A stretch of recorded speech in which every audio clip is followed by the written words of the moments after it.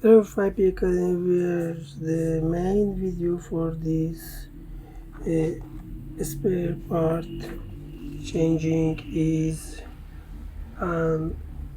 video annexed to this short.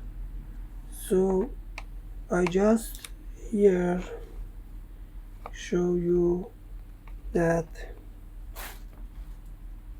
the paste is the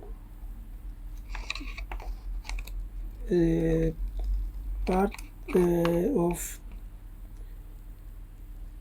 fixing for this speaker, and you must carefully exit this from the board or from the laptop chassis.